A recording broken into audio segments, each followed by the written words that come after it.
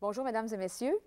Bienvenue à ce webinaire de la série Ambassadeurs à l'international de l'École des sciences de la gestion de l'UQAM.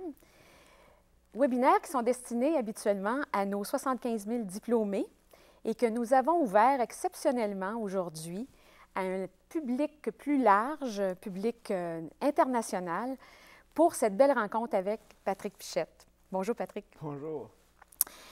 Je salue aussi particulièrement, cette fois-ci, nos diplômés à l'étranger, un peu partout, et tout particulièrement le groupe de diplômés de l'École des sciences de la gestion qui se retrouve à la Délégation générale du Québec à Paris.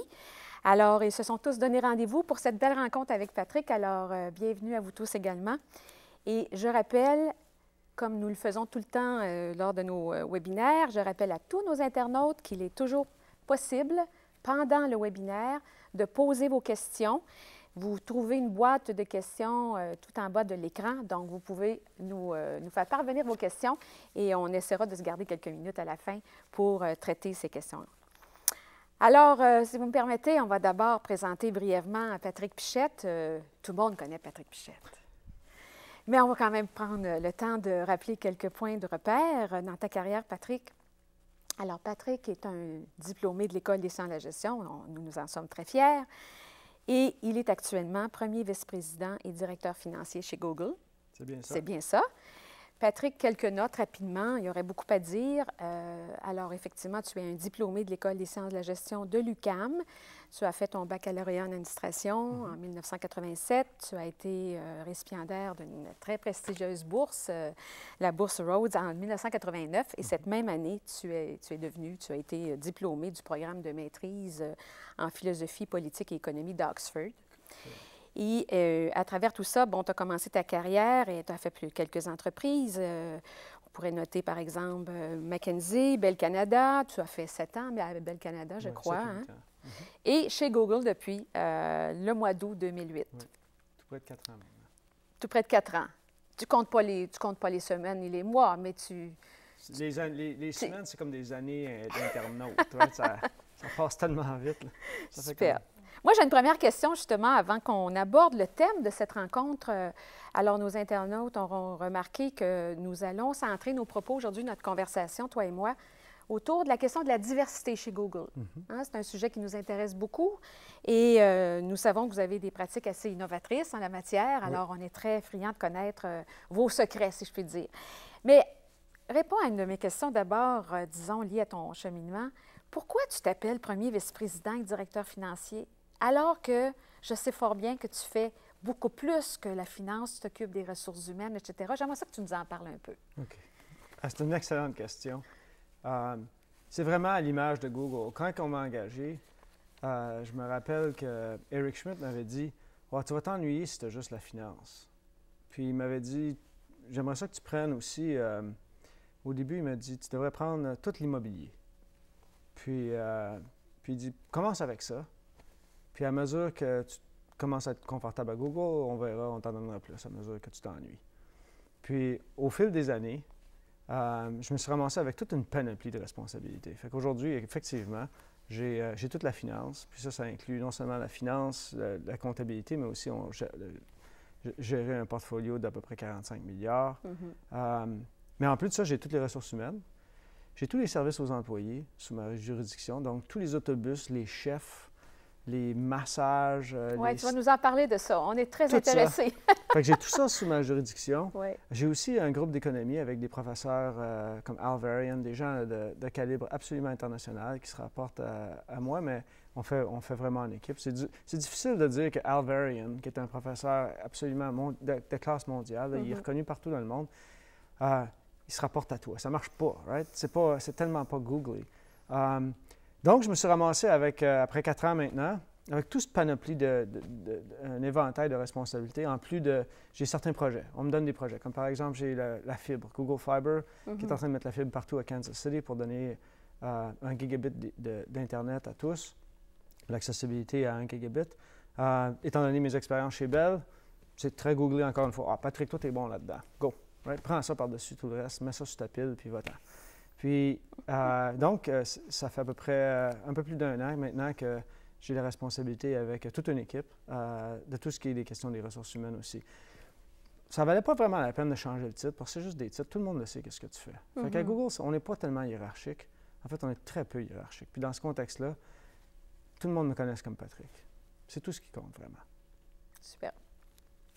Alors, donc, effectivement, les gens savent très bien que tu ne travailles pas à Montréal, bien sûr, tu es à Mountain View, en Californie, mais que vous avez maintenant des bureaux à Montréal, c'est relativement récent, on pourra s'en reparler, et que, de toute façon, peu importe l'endroit où se trouve le bureau de Google, vous êtes très, très sensible aux questions de, j'ai envie de dire, de bonheur au travail, mais en tout cas, d'ouverture à la diversité, dans son sens large, en milieu de travail, donc quel que soit l'endroit sur la planète, et tout particulièrement en Californie. Donc, vous êtes ouvert à cette dimension-là. Donc, on aimerait bien t'entendre là-dessus. Peut-être que je pourrais te demander d'entrée de jeu, peut-être qu'on parle un peu de toi au départ, justement, du point de vue de la gestion de ta carrière à toi, puisque tu as vécu une expérience d'expatriation. Et que c'est une des dimensions importantes de la prise en compte de la diversité dans les organisations, particulièrement chez Google. Comment tu as vécu ça? Est-ce que tu as vécu, en fait, ce qu'on attribue souvent comme étant un choc culturel, que cette première expérience d'expatriation? Les premiers temps, on vit un choc. Hein? Bon. Est-ce que tu l'as vécu? Et si oui, comment tu as vécu ça? Puis comment tu as contourné, en quelque sorte, les défis nouveaux qui t'étaient posés par cette nouvelle expérience? Il est certain que de déménager de Montréal en Californie, c'est un choc. Mais dans ma situation à moi, c'est un choc positif à tellement d'égards. D'abord, tu déménages dans une place où est-ce qu'il fait du soleil 300 jours par année. Puis, où tu peux aller à bicyclette à travers où j'habite moi, il y a plein de pistes cyclables qui sont protégées. Fait que tu n'as jamais peur d'avoir un automobile qui te ramasse. Puis, dans la baie de San Francisco, je rentre au travail le matin avec les pélicans d'un bord puis les canards de l'autre. C'est vrai que c'est un choc culturel, mais on s'habitue bien. Oui. On s'habitue très bien à ce genre de choc culturel-là. Puis une fois que tu arrives à Google, il y a tellement d'éléments. Quand tu travailles, il y a plein de jeunes qui me demandent souvent des conseils sur leur carrière. Puis la première question, ou le thème central que je leur demande, c'est de réfléchir à quelle équipe à laquelle tu joins. Ce qui est le plus important dans ta carrière, c'est tu t'entends-tu avec ces gens-là? Ça ne sert à rien d'avoir des titres, ça ne sert à rien. Si tu n'es pas un banquier puis tu n'as pas le sens d'être banquier, pourquoi est-ce que tu vas essayer d'aller travailler chez Goldman Sachs? Tu vas t'ennuyer, tu vas faire de l'argent, tu vas t'ennuyer, tu vas être malheureux parce que ce n'est pas ta tribu à toi. Ce n'est pas les gens avec lesquels tu as des affinités, tu n'as pas les mêmes passions, tu n'as pas les mêmes rêves, tu n'as pas les mêmes valeurs. Quand moi je suis arrivé chez Google, avant d'accepter mon emploi chez Google, j'ai pris énormément de temps pour bien rencontrer l'équipe. Larry, Eric, toute l'équipe d'ingénieurs. Parce que tu entends parler que c'est une culture d'ingénieurs. Oui. C'est effectivement très, très profond chez Google. C'est une culture d'ingénieurs. L'ingénieur, puis toute l'ingénierie, c'est vraiment le pilier de toute la société de Google. Puis dans ce contexte-là, c'était important de voir si moi je fitterais avec eux.